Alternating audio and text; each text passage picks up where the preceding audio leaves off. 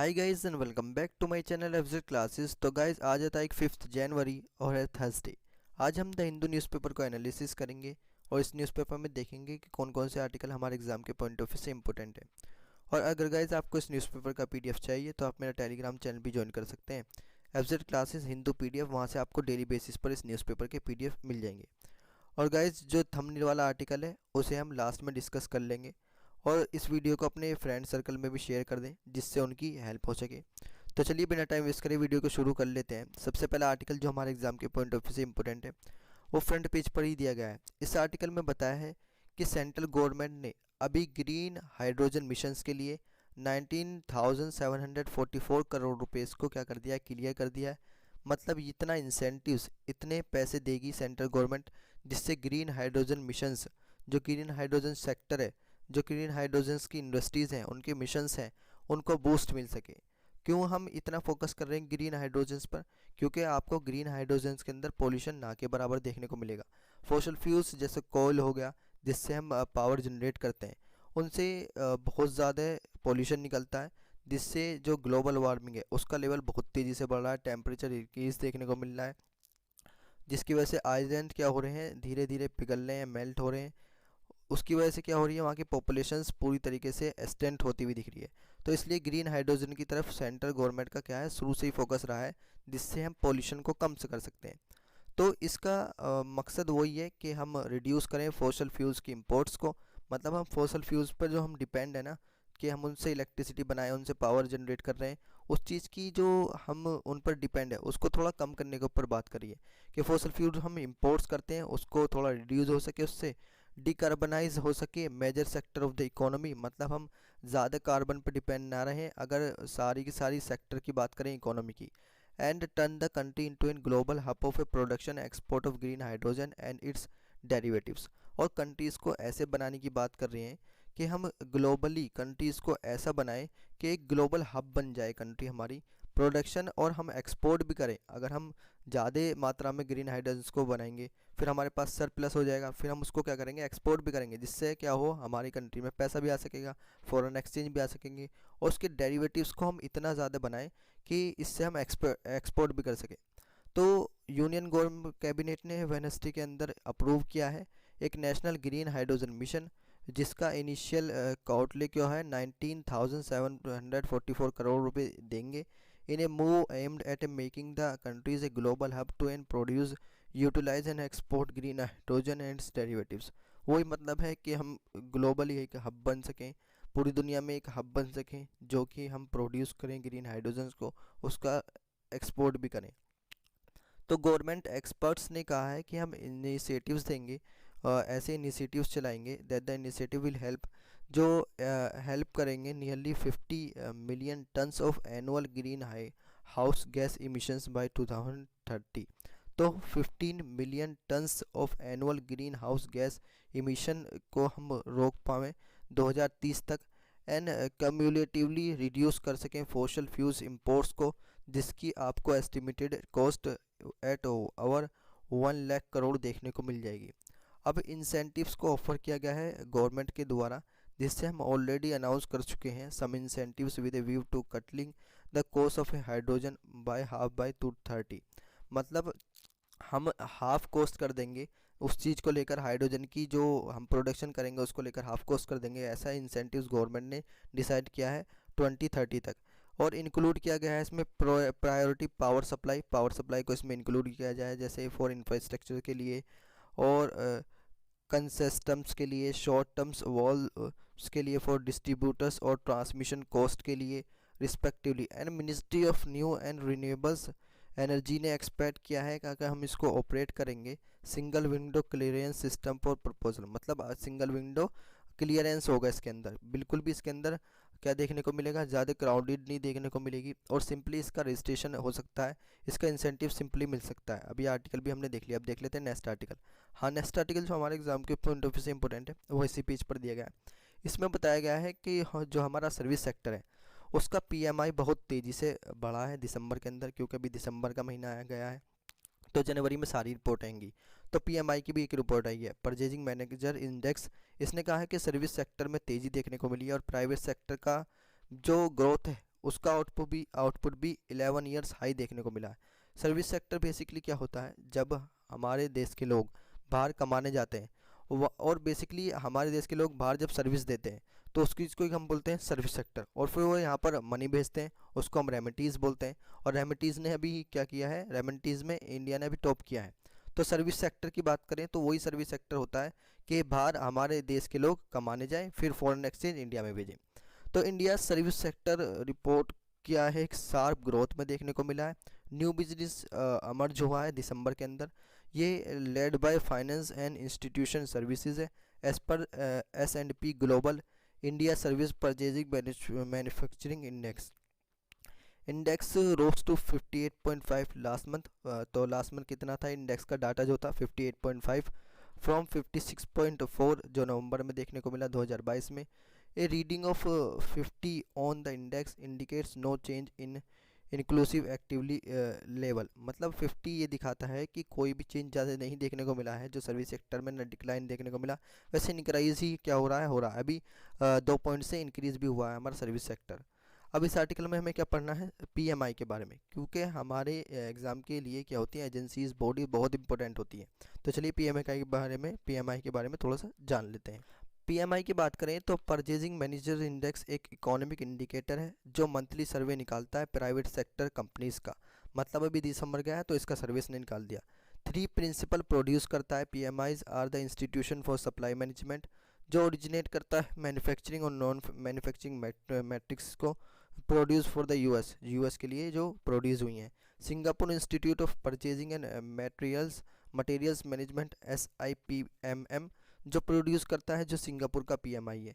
और S&P global जो ये देखने को मिल जाएगा जिसने बताया है 2022 का मर्जर हुआ है IHS मार्केट्स के साथ, जो प्रोड्यूस करता है matrix based on ISM's work for our 30 countries world wide. मतलब जो इंडिया के लोग जो 30 कंट्रीज़ में वर्ल्ड वाइड काम करते हैं उसको लेकर ये डाटा प्रोड्यूस करता है। ISM SIPMM और S&P सेपरेटली कंपाइल करते हैं, मतलब अलग अलग कंपाइल करते हैं परचेजिंग मैनेजर इंडेक्स को, जो सर्वे होता है मंथली बेसिस पर बाय पोलिंग। इसमें क्या होती है, पोलिंग होती है, वोट होती है बिजनेसेस की जो रिप्रेजेंट करते हैं makeup of respective business sector. ISM survey cover करता है सारे के सारे NAICS कैटेगरीज को। SIPMM सर्वे कवर करता है ऑल मैन्युफैक्चरिंग सेक्टर को। एंड S&P सर्वे कवर्स करता है प्राइवेट सेक्टर कंपनीज को but not the public sector, मतलब इसमें गवर्नमेंट सेक्टर कहीं नहीं आता, प्राइवेट सेक्टर कंपनीज आती हैं सिर्फ। ISM को शुरू किया गया था, began to produce the report for the US में शुरू किया गया था ISM को 1948 में। सर्वे को रिलीज़ किया गया shortly after the end of reference period के बाद। एक्चुअल रिलीज़ डेट डिपेंड करती है सेक्टर की जो सर्वे कवर्ड हुआ है, मतलब जब सर्वे कवर्ड हो जाएगा उसके बाद फिर इसकी डाटा की रिलीज़ डेट आ जाएगी। मैन्युफैक्चरिंग डाटा और जनरली रिलीज़ होता है first business day of the month में, followed by the construction S&P only on the second working day and non-manufacturing services on the third business day।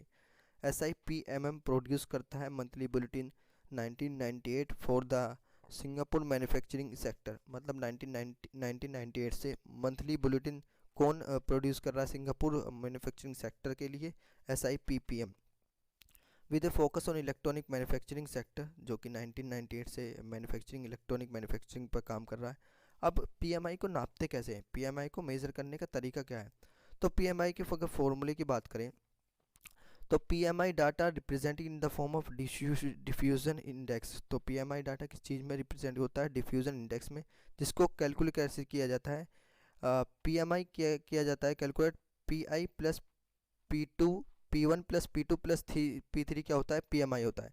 मतलब तीनों को नापना, SIPPM को, SIPMM को नापना और सिंगापुर वाले को नापना और S&P वाले को नापना, उन तीनों को अगर मिला देते हैं तो क्या हो जाता है, PMI हो जाता है।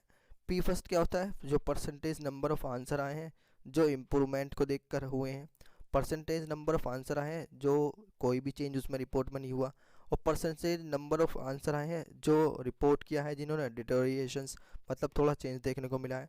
Of if 100% of panel report करता है इम्प्रूवमेंट, दैट इंडेक्स क्या होता है, 100 होता है। मतलब ज़्यादा इम्प्रूवमेंट देखने को मिला है किसी कंट्री में तो उसका 100% अगर हो जाता है, 100 हो जाता है, यानी कि P1 प्लस P2 प्लस 3 100 हो जाता है, तो इंडेक्स शो करता है 100। इफ़ 100% रिपोर्ट करता है deterioration, the index would be zero, और फिर इंडेक्स क्या हो जाता है, बिल्कुल ज़ीरो हो जाता है। मतलब ज़्यादा अच्छा रिजल्ट नहीं रहा किसका, किसी भी कंट्री का। If 100% of the panel show करता है कि कोई भी चेंज हुआ, तो इंडेक्स करता है 50, मतलब P2 50 दिखाता है, 0.5 मतलब कुछ भी चेंज, आधा चेंज देखने को मिला। देयरफॉर एक इंडेक्स रीडिंग करता है 50 मीन्स का that the variable is unchange. Number over 50 indicates in improvements, मतलब 50 से ज़्यादा किसी कंट्री के नंबर आते हैं तो उसमें इम्प्रूवमेंट हुआ है। वाइल एनीथिंग बिलो 50 से कम जिसके आते हैं वो डिक्लाइन सजेस्ट करता है पीएमआई। अब हमने पीएमआई के बारे में भी डिटेल में डिस्कस कर लिया। अब देख लेते हैं नेक्स्ट आर्टिकल जो हमारे एग्जाम के पॉइंट ऑफ व्यू से इम्पोर्टेंट है।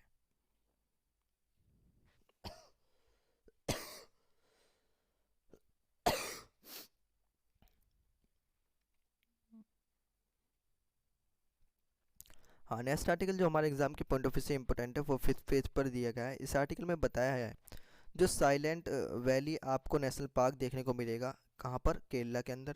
उसके अंदर जो बर्ड स्पीसीज़ हैं उनका नंबर 175 तक पहुँच गया है।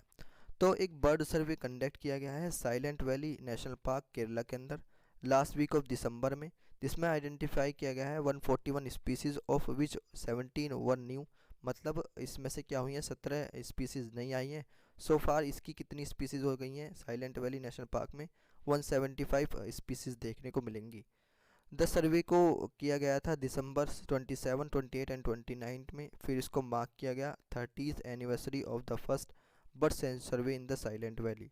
Although the first survey was held, सबसे पहला जो सर्वे हुआ था लास्ट वीक ऑफ दिसंबर 1990 में हुआ था। अब न्यू स्पीसीज़ जो आई हैं उसमें कौन कौन सी स्पीसीज़ हैं, एक तो ब्राउन वुड आउल हैं, बैंडेड बे कोको हैं, मेलाबार वुड श्राइक है, वाइट थ्रोट किंगफिशर हैं, इंडियन नाइटजर जंगल नाइटजर हैं एंड लार्ज कोको श्राइंक हैं, वर अमंग द 17 स्पीसीज और newly identified in the silent valley. मतलब इन्हें न्यू आइडेंटिफाई किया गया है साइलेंट वैली में। मतलब वहाँ का हैबिटेट थोड़ा अच्छा देखने को मिला है, जिसकी वजह से नई स्पीसीज़ ने दूसरी कंट्रीज से या दूसरे स्टेट से माइग्रेट किया है। As many as 139 birds had been identified in a survey held in 2006। मतलब 2006 में 139 बर्ड्स यहाँ पर आइडेंटिफाई की गई थी, तो उसमें एक इंक्रीजमेंट देखने को मिला है। अब 2022 के अंदर 175 ये हो गई हैं। And the number of species went up to an 142 last survey held in 2014। तो 2014 में 142 स्पीसीज़ को यहाँ पर क्या किया गया था, डिटेक्ट किया गया था। अब हमने इशू तो पढ़ लिया कि वहाँ पर क्या हुई है, बर्ड स्पीसीज़ की इंक्रीमेंट देखने को मिली है। वहाँ पर बर्ड स्पीसीज़ ने अच्छा माइग्रेट किया है, दूसरी कंट्रीज से या दूसरे स्टेट से वहाँ पर माइग्रेट किया है, क्योंकि वहाँ का हैबिटेट अच्छा हो गया है। अब इस आर्टिकल में हमें क्या पढ़ना है, एक नेशनल पार्क के बारे में पढ़ना है, क्योंकि national park, wild life centuries, wetlands sites, ये हमारे एग्जाम के पॉइंट ऑफ व्यू से बहुत इंपॉर्टेंट होती हैं।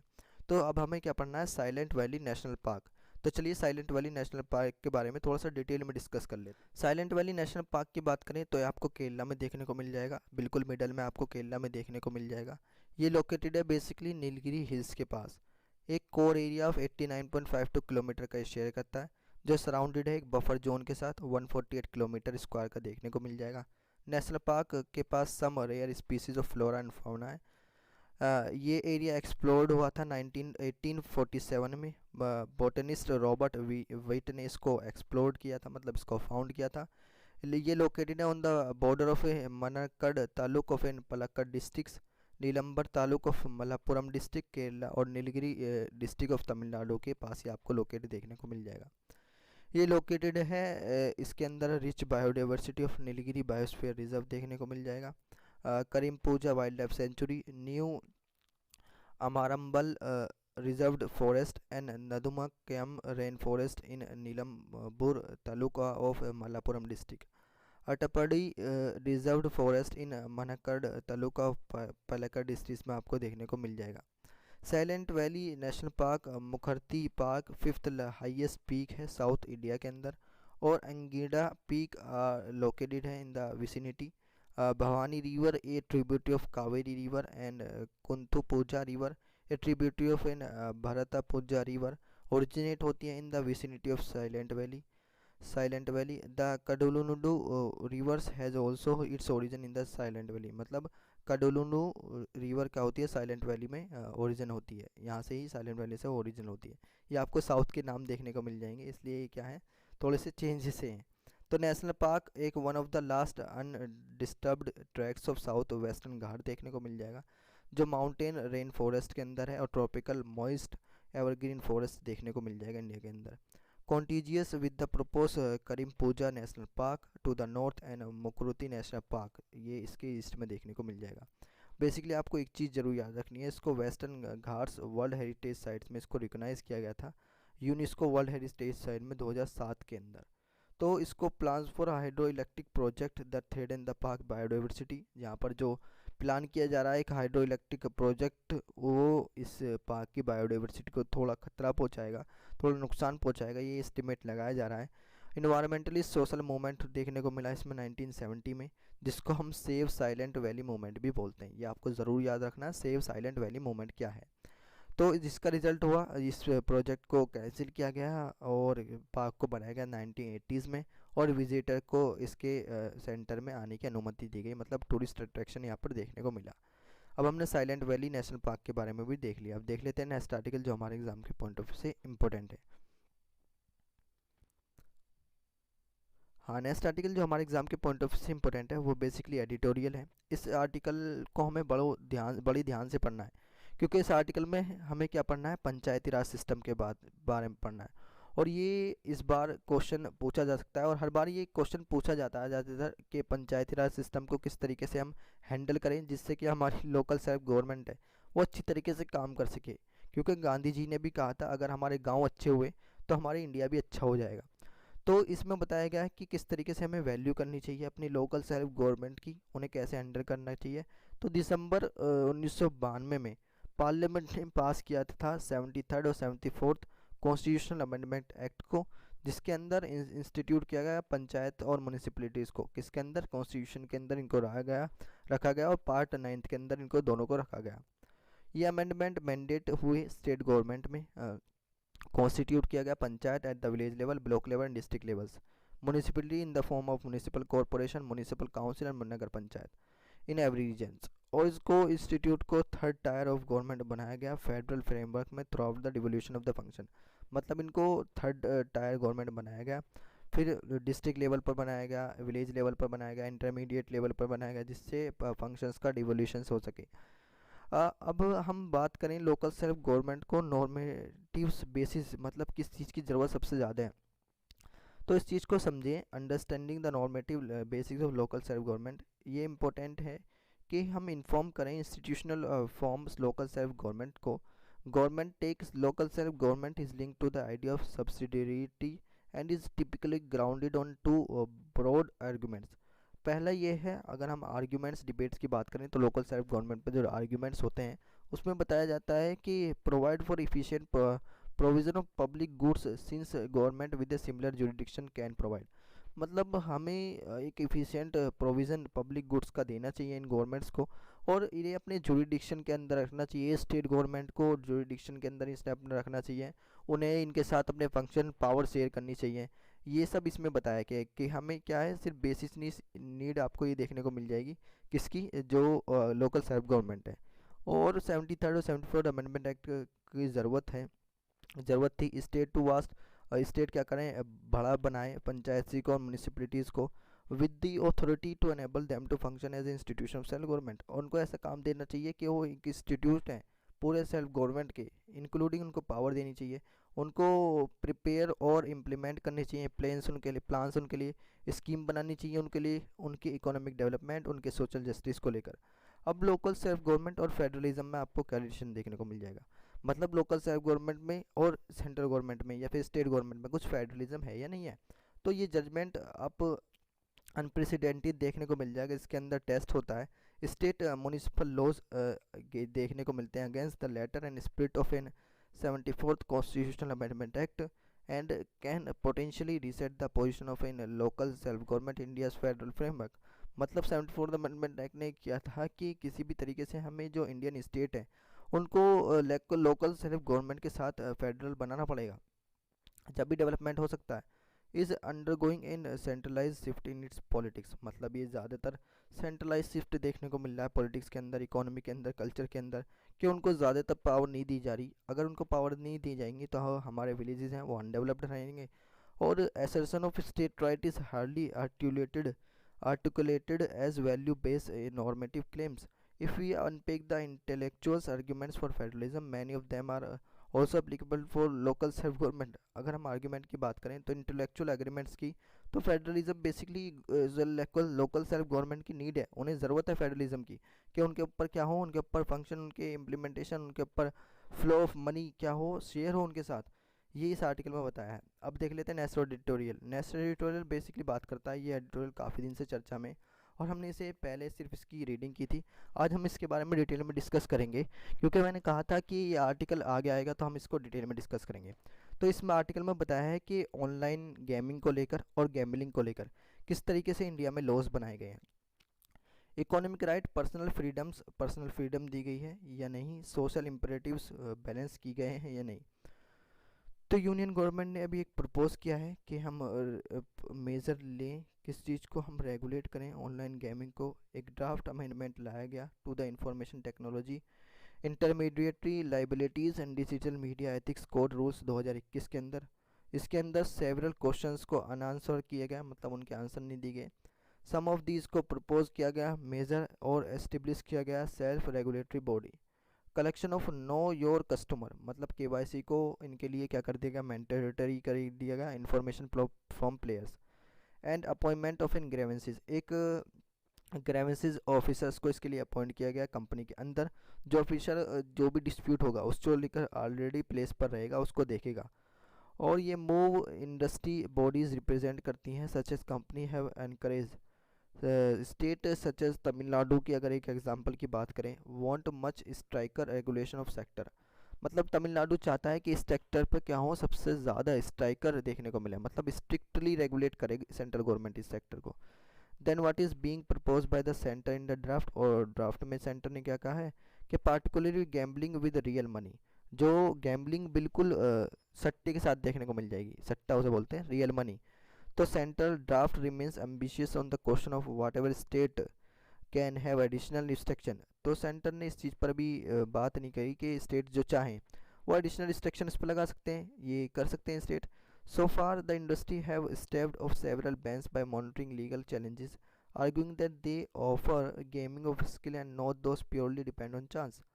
तो इंडस्ट्री ने कहा है कि हम गेम ऑफ स्किल को प्रमोट करेंगे और प्योरली डिपेंड नहीं रहेंगे चांस के अंदर, ये चैलेंजेस देखने को मिल जाएंगे इसके अंदर।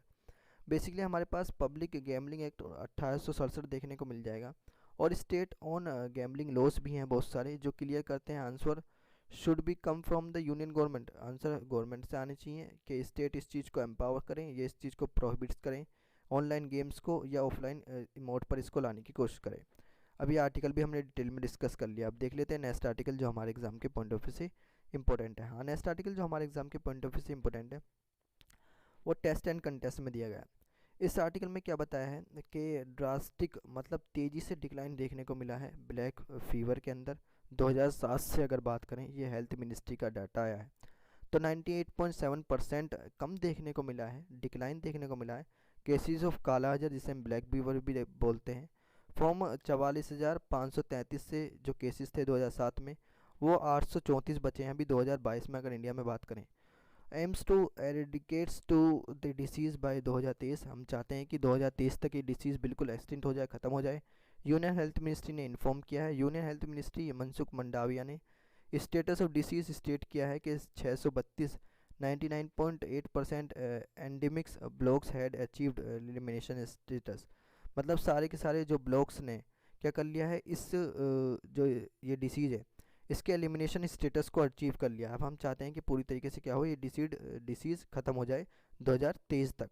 तो ये आर्टिकल भी हमने देख लिया। अब जो इससे नेक्स्ट आर्टिकल है ये हमने कल ही डिस्कस किया था, इसमें बताया गया था कि किस तरीके से हम एट्रोसिटीज़ कर रहे हैं एनिमल्स के साथ।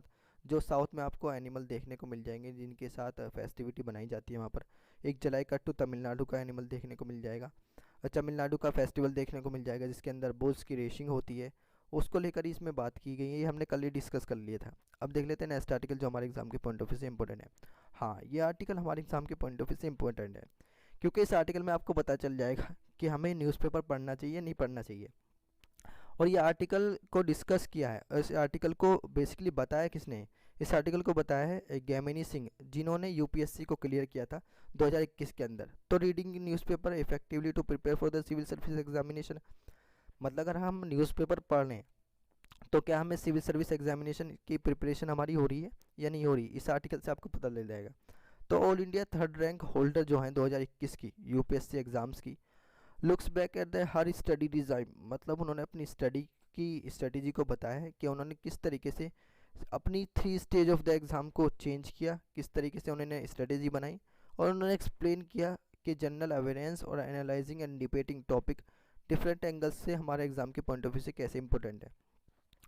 तो गैमिनी सिंह ने यूपीएससी क्लियर किया था 2021 के अंदर, जो यूपीएससी कंडक्ट कराता है civil service examination. With in all India third rank इनकी आई थी। इन्होंने बताया है कि आप बिना न्यूज़पेपर के इस एग्ज़ाम को क्रैक नहीं कर सकते।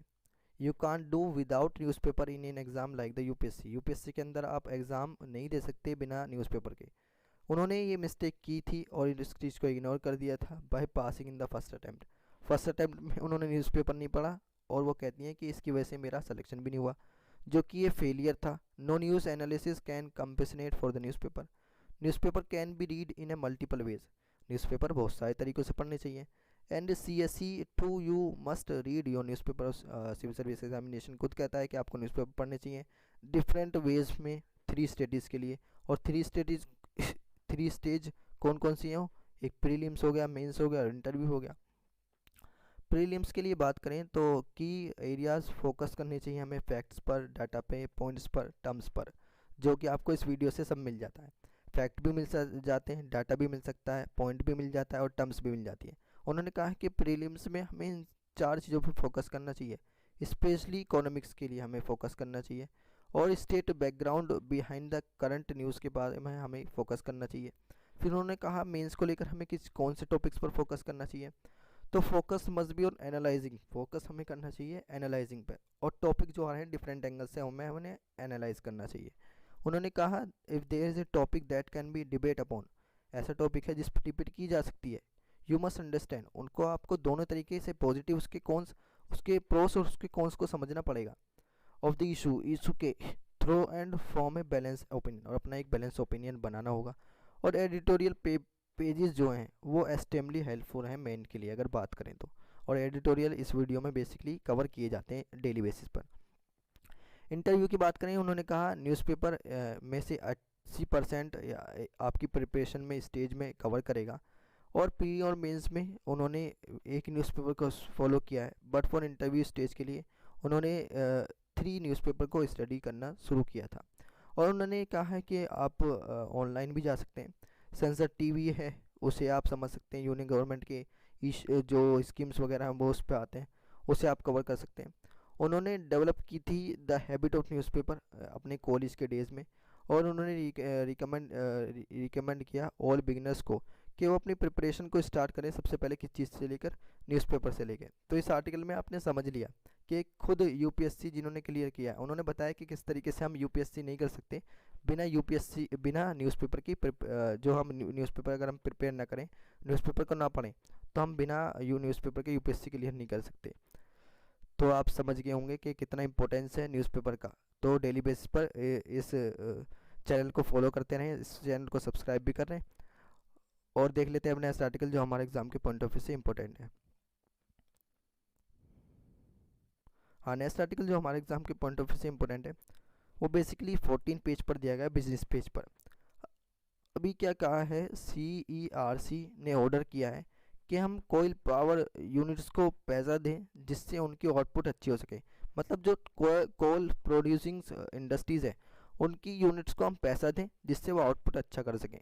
तो लास्ट ईयर पावर स्टेशंस ने इम्पोर्टेड कोल को यूज़ किया है, मतलब हमारे इंडिया के अंदर हमने इतनी माइनिंग नहीं करी कि हम अपना कोल निकाल सकें, जबकि बहुत सारा आपको कोल देखने को मिलेगा, लेकिन इंपोर्ट किया है हमने कोल को उसके बावजूद भी। Has operate due to high import prices, मतलब ज़्यादा इनपुट प्राइसेस थे इस चीज़ को लेकर कि हम अपना कोल तो यूज़ नहीं कर पाए, जबकि हमने क्या करा, इंपोर्ट किया। गवर्नमेंट ने कहा है कि टाइम को ड्रैग करना पड़ेगा, हमें प्रोड्यूस करना पड़ेगा, अपनी जनरेशन को रिज्यूम करना पड़ेगा जिससे हम हाई डिमांड पर पहुंच सकें। तो अब इस आर्टिकल में हमें क्या पढ़ना है, इशू तो हमने जान लिया। अब इस आर्टिकल में हमने पढ़ना है कि CERC क्या है। तो चलिए इसके बारे में थोड़ा सा जान लेते हैं। CERC की बात करें तो एक सेंट्रल इलेक्ट्रिसिटी रेगुलेटरी कमीशन है। ये एक की रेगुलेटर है पावर सेक्टर का इंडिया के अंदर। ये एक स्टेचुरी बॉडी है जो फंक्शन करती है क्वाजी डिजिटल स्टेटस के साथ under section 76 of the electricity act 2003। CERC को इनिशियली कॉन्स्टिट्यूट किया गया था 24 जुलाई 1988 में under the ministry of power electricity regulator commission act 1998 के। मतलब ये एक स्टेचुरी बॉडी भी देखने को मिल जाएगी।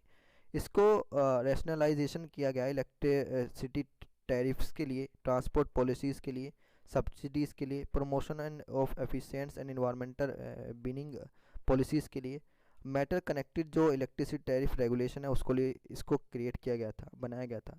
CERC को इंस्टीट्यूट किया गया था प्राइमरली वो रेगुलेट करे टैरिफ ऑन पावर जनरेटिंग, जो टैरिफ होते हैं पावर जनरेटिंग कंपनीज पर, ओन्ड और control by the government of India, जो अपने होते हैं और कंट्रोल किए जाते हैं गवर्नमेंट ऑफ इंडिया के द्वारा।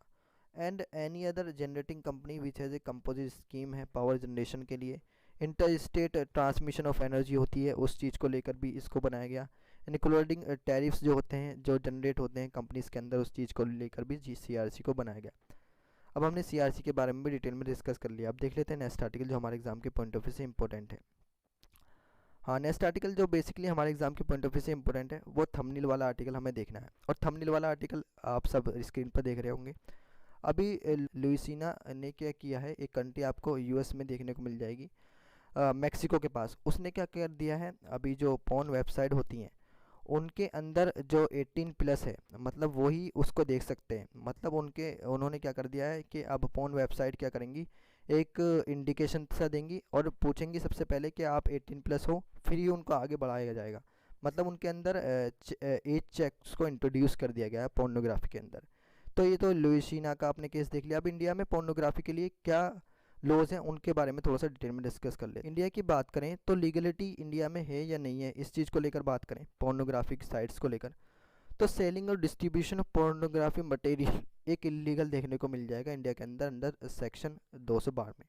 लेकिन सुप्रीम कोर्ट का एक स्टेटमेंट भी था, और सुप्रीम कोर्ट का स्टेटमेंट ये था कि अगर कोई प्राइवेट में अपने क्या देख रहा है, पोर्न देख रहा है, तो उस चीज़ को लेकर सुप्रीम कोर्ट में कोई रिस्ट्रिक्शन नहीं है कि वो उसका मामला है, वो देख सकता है। लेकिन अगर कोई पब्लिक में देख रहा है तो वो नहीं देख सकता। और चाइल्ड पोर्नोग्राफी को शुरू से इंडिया में बैन किया गया है।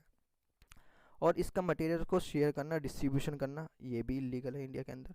और distribution, sale, circulation of sense material of selling of an pornography content to an any person under the age of 20 years illegal है। मतलब 20 ईयर्स के अंदर आपने अगर किसी पर्सनस को कोई पोर्नोग्राफी मटेरियल को डिस्ट्रीब्यूट कर दिया, सेल कर दिया, वो इलीगल है under the section 293 and IT act 67B के अंदर आपको देखने को मिल जाएगा। अगर अब बात करें इंडियन पैनल कोड के अंदर, इंडियन पैनल कोड जो है हमारा section 292 of Indian penal code बोलता है कि something can be considerable to be obscene if it is in lived और लस्टफुल और if it tends to degrade and corrupt another person. मतलब अगर कोई पर्सन किसी पर्सन को करप्ट कर रहा है किसी भी चीज़ के अंदर, या पैसा दे के, रिश्वत दे के कोई भी गलत चीज़ खरीद रहा है, तो ऑफेंसिव देखने को मिल जाएगी IPC के अंदर।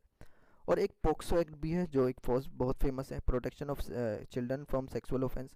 उसका सेक्शन 14 ऑफ पोक्सो एक्ट कहता है 2022 क्रिमिनलाइज करता है अगर यूज़ करेंगे चाइल्ड और चिल्ड्रन फॉर पोर्नोग्राफी पर्पज़ के लिए, तो इसमें आपको पनिशमेंट हो सकती है जिसके अंदर एटलीस्ट आपको 5 ईयर्स की जेल हो सकती है, और फिर आपको फ़ाइन भी भरना पड़ेगा इसके लिए। In case of second conviction, मतलब आपने दोबारा भी ये कर दिया तो आपकी पनिशमेंट को बढ़ाया जा सकता है 7 ईयर से अलॉन्ग विद फाइन। सेक्शन 15 और एक्ट ये बताता है, प्रोहिबिट्स करता है स्टोरिंग और परचेजिंग चाइल्ड पोर्नोग्राफी। मगर अगर आपने कोई इस पोर्नोग्राफी, चाइल्ड पोर्नोग्राफी को स्टोर किया है या परचेज किया है, तो फॉर ट्रांसमिटिंग और प्रोपोगेटिंग और डिस्प्लेइंग और डिस्ट्रीब्यूटिंग, मतलब आपने उसको ट्रांसमिट किया है, प्रोपोगेट कर रहे हैं, हम उसको बढ़ावा दे रहे हैं और डिस्ट्रीब्यूट कर रहे हैं किसी भी मैनर में, तो पनिशमेंट आपको 3 से 5 साल की हो सकती है, जेल हो सकती है। स्टोरिंग एंड और purchasing child pornography for commercial purpose के लिए अगर आप उसको स्टोर कर रहे हैं तो भी आपको जेल हो सकती है। अब क्या स्टेटस है, क्या लॉ है, वो भी हमने देख लिया पोर्नोग्राफी को लेकर इंडिया के अंदर। तो गाइज़ ये आर्टिकल थे जो हमारे एग्जाम के पॉइंट ऑफ व्यू से इंपॉर्टेंट थे। वीडियो अच्छे लगे तो वीडियो को लाइक करें, चैनल को सब्सक्राइब करें और गाइज़ कमेंट में आप बता सकते हैं कि वीडियो कैसी लगी और इसमें क्या क्या और ऐड हो सकता है, और इसे अपने फ्रेंड सर्कल में ज़रूर शेयर कर दें जिससे उनकी भी हेल्प हो सके और हमें सपोर्ट करें। तो चलिए मिलते हैं नेक्स्ट वीडियो में, तब तक के लिए थैंक यू, जय Hind and never give up.